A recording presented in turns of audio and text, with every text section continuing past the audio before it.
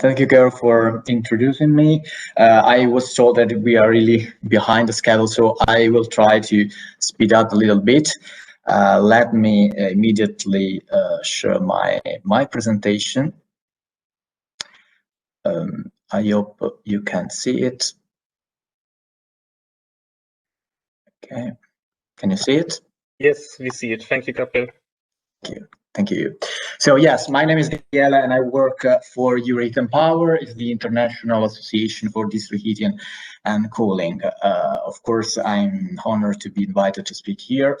And I think one of the few benefits this COVID pandemics bring all to us is that we had a lot of virtual, I would say, opportunities to engage with the district heating communities and stakeholder much more. So when I was asked to speak at this event in front of, I would say, a very technical audience made of engineers and technicians and professionals, I was a little bit scared. Today, my presentation won't focus on the very well-known benefits from the low temperature district heating. I think you can lecture me, but I would like to give a completely different perspective. I would like to show you how low temperature district heating and the vision that accompanies this innovation can help the overall sector to build a solid and effective policy framework all around Europe.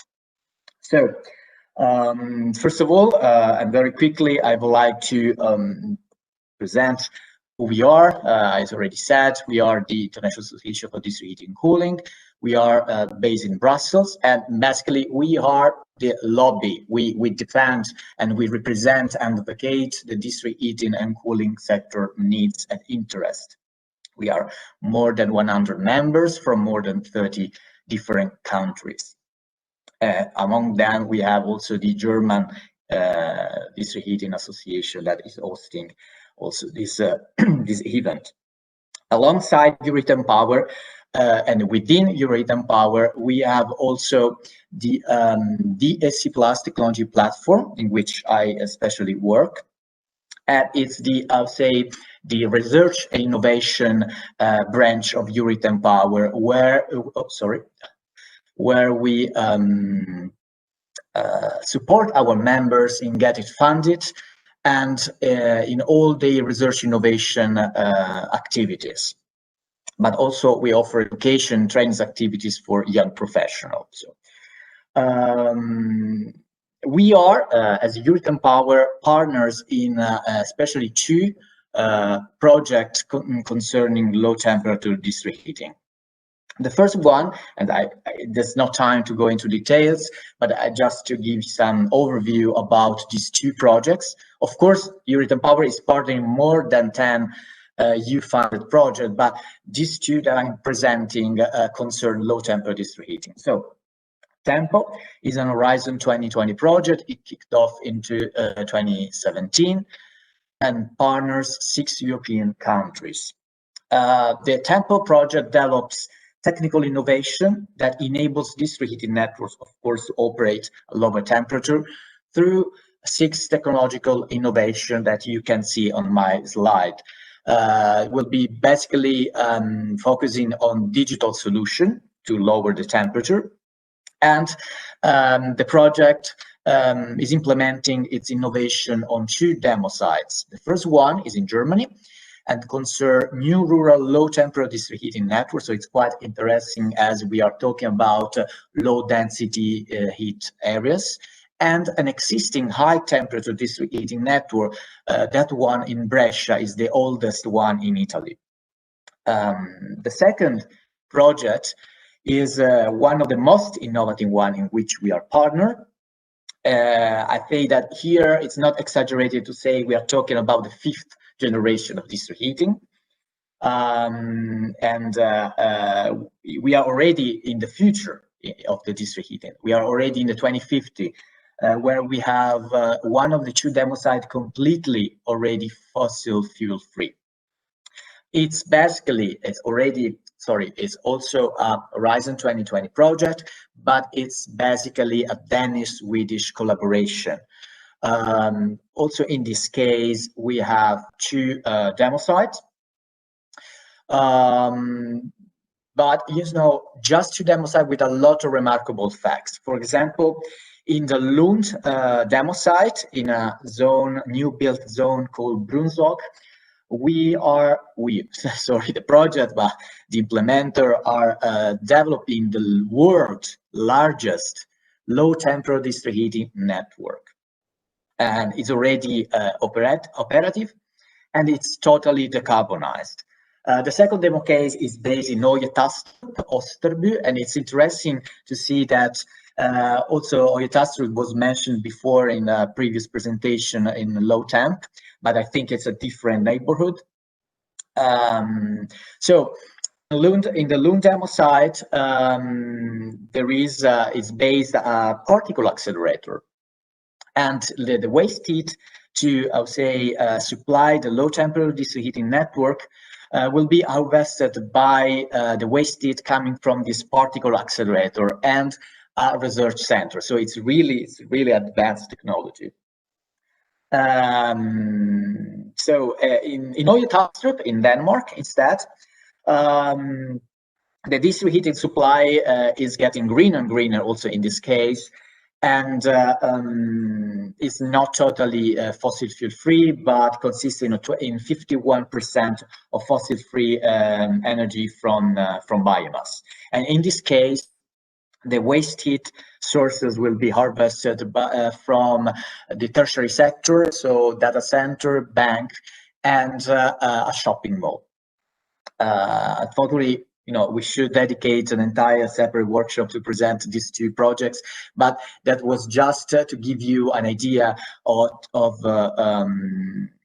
other, say, very interesting European level project on low temperature district heating. But now let me talk more in detail about the real objective of my presentation. So the policy framework for low temperature district heating and district heating and cooling in general. So we all see how innovative can be our sector and how much low temperature district heating is a forerunner process in order to make the heating sector more sustainable.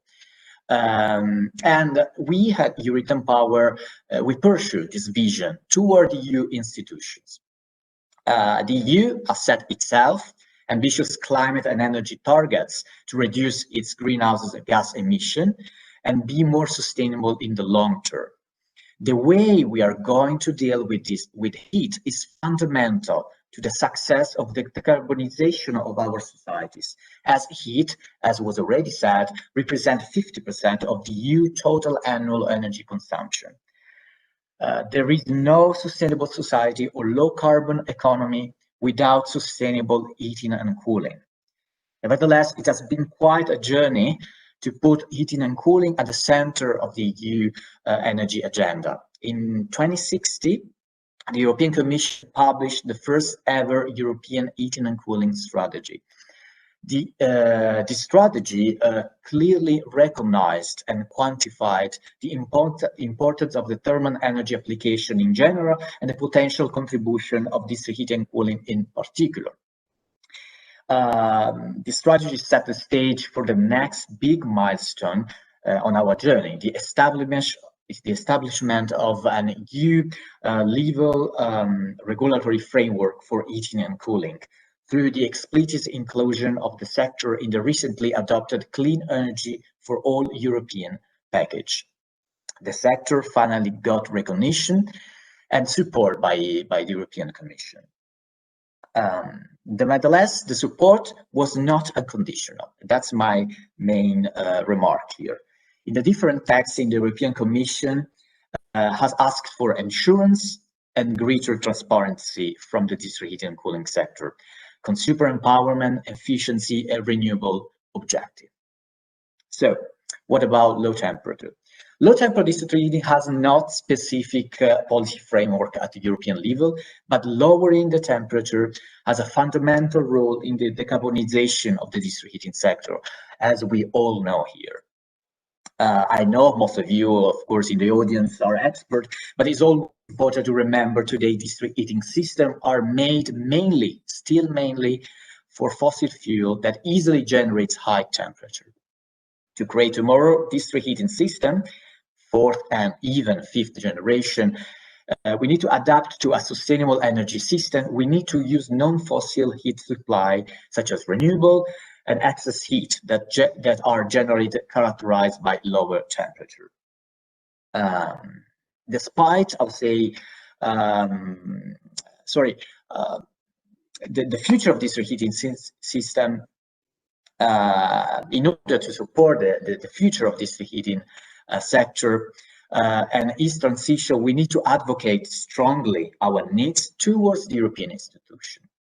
Despite the absence of a specific regulatory framework and scheme, we can say now it's a great time for our sector and for the technical innovation in the network. We can essentially split the policy trends for low temperature district heating and in general for innovation in our sector in two main trends. We have the funding programs for research innovation, supporting technology and solution to foster the use of lower temperature in the network. And we have a supporting legislative framework regulating the development of this kind of technology. So first of all, let's have a look to the, say, general policy framework. So this great opportunity that I mentioned just before is called the European Green Deal.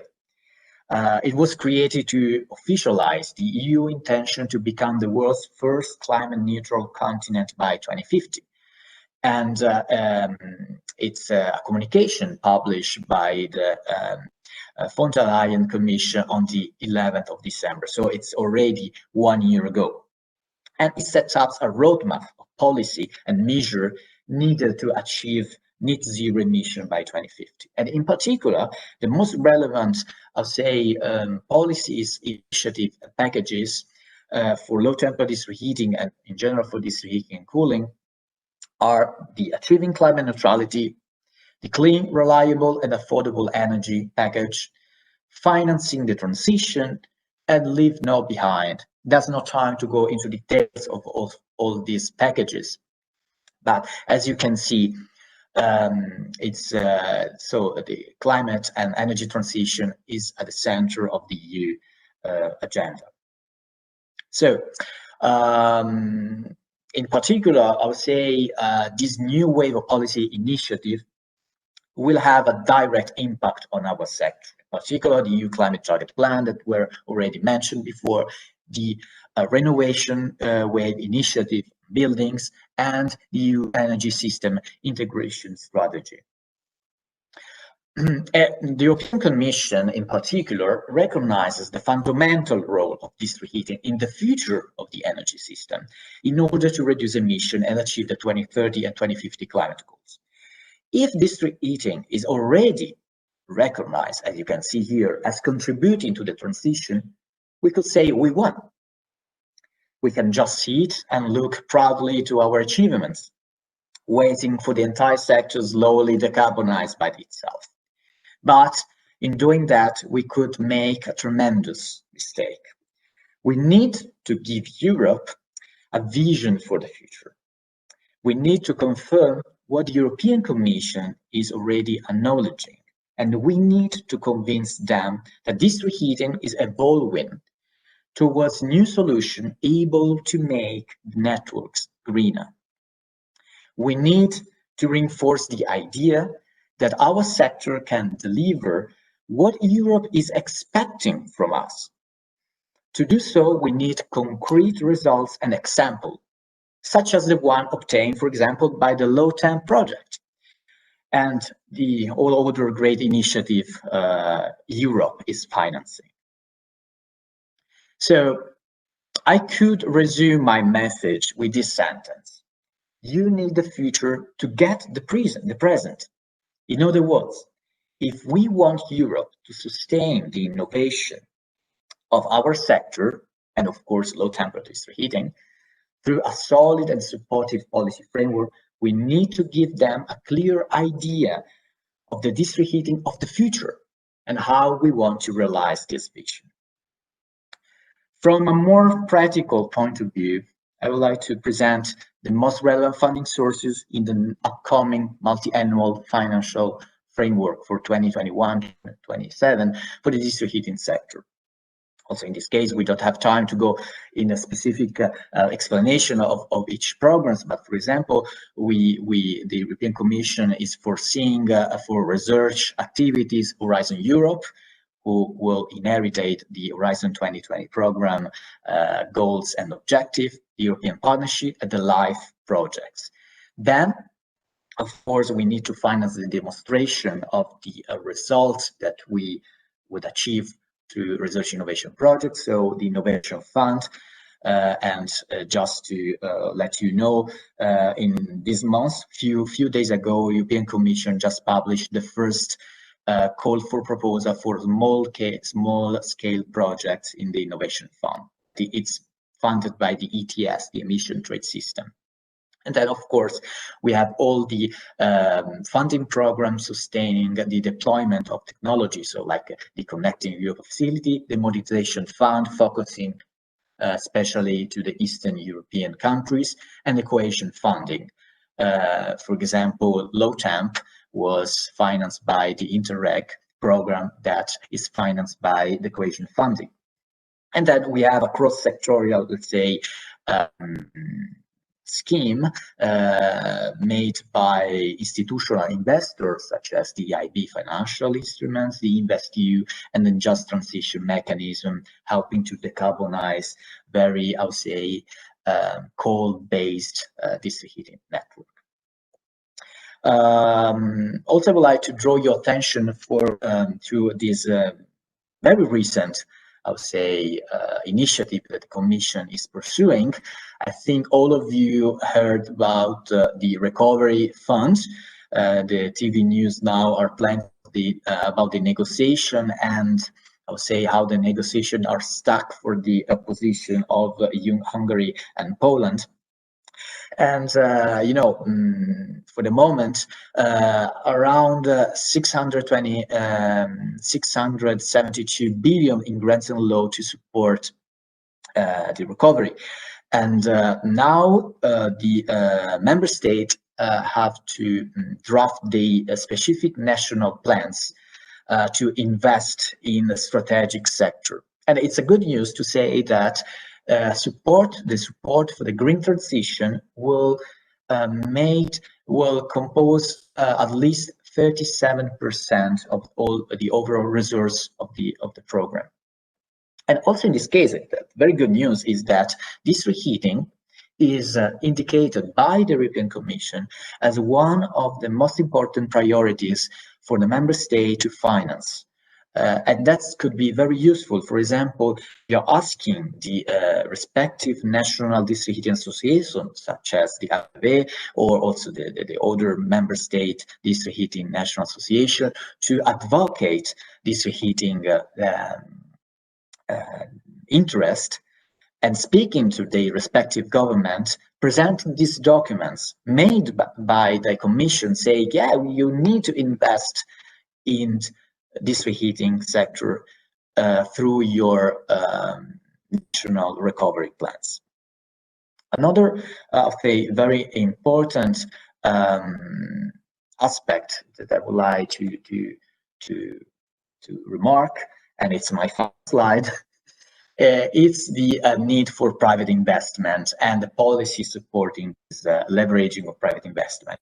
Of course, we already heard during this conference that district heating and cooling district heating network are a very long-term investment.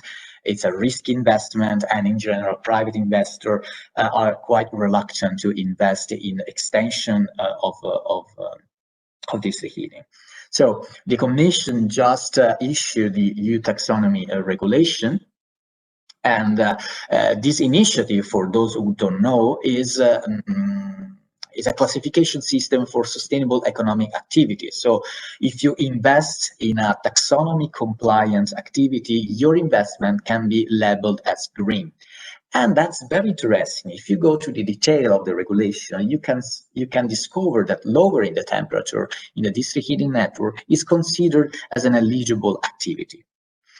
Of course, you know, the EU taxonomy cannot say solve all the problem in the private investment for district heating.